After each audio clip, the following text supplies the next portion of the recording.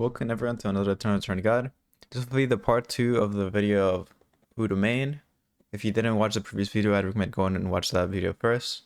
Today I'll be updating that video with all the changes that's happened from that video to this one, and then I'll be adding the characters that I've released since then to its respective tier. Without further ado, let's get into the video. I want to start with updating everything from the previous video. So a lot of characters have been changed, especially with the release of 1.0. So I'm going to go through those first and where they land now. First of all, Hijin, now she goes from a burst mage to a battle mage, spamming a lot of abilities in quick succession, doing damage over time rather than the big burst she'd had before. Similarly, Adriana will now be changing from the burst mage she used to be to now somewhat in between of a battle mage and artillery mage. She does have a lot of range and does a lot of damage over time, but her cooldowns are not super low. So she's somewhere in between those two. Next up, I want to go through some of the characters that lower their difficulty to what they used to be with different changes. So first of all, I would like to go Celine, who's a battle mage. She got reworked a lot and now works a lot differently, making her a lot easier to play. I would still say she's a medium difficulty character, maybe even dipping a little bit into hard, but she's about a medium, I would say. And she's still a battle mage nonetheless. Following up, it will be Eva. Eva, I believe previously I put her in medium, but the previous video was focused between solos and squads, and while I think the difficulty for most characters remains very similarly, Eva's main difficulty thing was her spacing, and when you have a teammate, that becomes a lot easier to manage. So now I want to say she's an easy character to play rather than medium. Next difficulty change would be Kathy, who I believe in the previous video I put her in hard. I think Kathy is more of like a medium character. Even maybe now going towards easy. When you're playing squads, it's a lot easier to suture people together.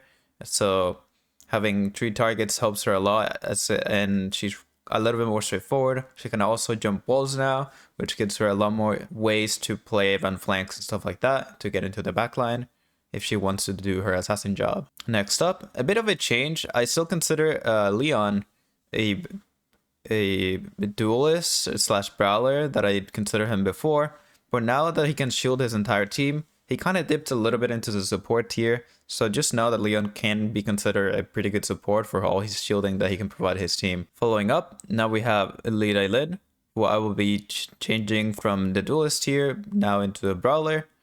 So Niladin, a lot more tankier now with her new W change that gives her so much tankiness, as well as her raw stats, making her so tanky. Puts her into the brawler tier while still dealing a lot of damage. Next up, we have Nikki, who is still a brawler, but I believe her difficulty is now easier.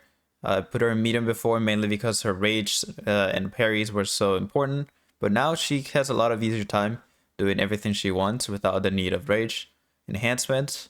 So I think she is slightly easier to play now. And then now 11 no longer it's considered no longer a combo character, as her abilities are a lot more straightforward with the change of not needing to eat your progress to enhance and her new ultimate that just makes her really tanky. Not only that, but before 11 was on the brawler tier, and because the game was solos mode and other things, I made the brawler tier pretty general even with some tanky characters.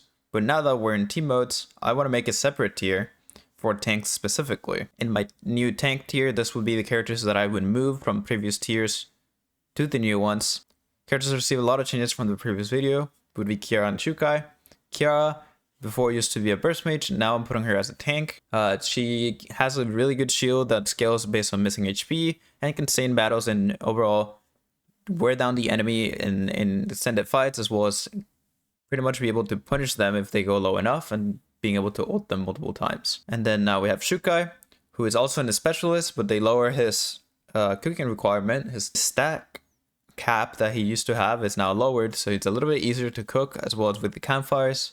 It's pretty easier to cook now, while making him a lot more of a supportive tank role than what he used to be being a burst mage. Other people in the tank tier, we have Mai, Magnus, 11, Isaac, Stell, and Lennox.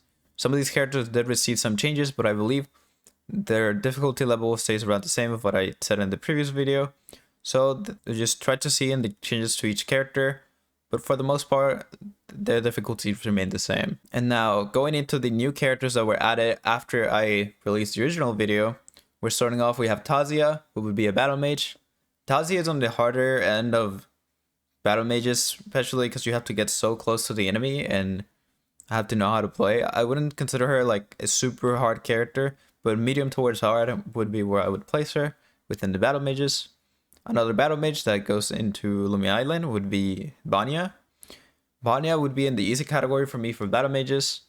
You get a lot easier time landing your abilities and going in and out, getting shields, as long as you're hitting your abilities, and having the good ability to sleep all the enemies, making her really useful for her team. Now going into our bruiser tier, we have Leon, whose main gimmick is going into possessed form. So making sure you're going into possessed form into every fight is going to be really important if you're playing this character. And then just, doing big damage while being somewhat tanky. Our newest character, also part of the bruiser tier, would be Deviant Marlene, having insane play potential with her ultimate, getting all the enemies into that, what everybody likes to call Yone ult, can make insane plays, and she's really fun to play, while also not being super difficult. I would say she's around medium difficulty, with somewhat of a higher skill floor than other characters, mainly just because she has two abilities that you have to keep going back and forth between. So I would recommend, if you play Deviant Marlene, reading what all your abilities do and understand those can be pretty important. So that's why she lands in medium. And then last but not least, we have Theodore. Theodore would be a support character. He will go in the support tier. He has really good damage potential even while being a support. So don't let that discourage you from playing him if you like big damage numbers, while still providing really good healing and other utilities for your team, such as his insane speed boost and rooting out enemies. Mainly, Theodore's main gimmick relies on his screen, so make sure you're thinking a little bit about your screen placement for your W, when you're using your Q, your E, and your enhance abilities through it, as it can help greatly. Well, that was it. This is the update for the previous video. Once again, if you didn't watch the original video, I would recommend going and watch that. I think most things remain pretty much the same in terms of difficulty and a lot of the tiers that I gave them. So it's still a really good video to watch. And for any future characters that come out, I'll try to make specific guides on those characters rather than having to make another video of these related later in the future. If you find anything useful in the video, make sure you like and subscribe, and I'll see you guys in the next one.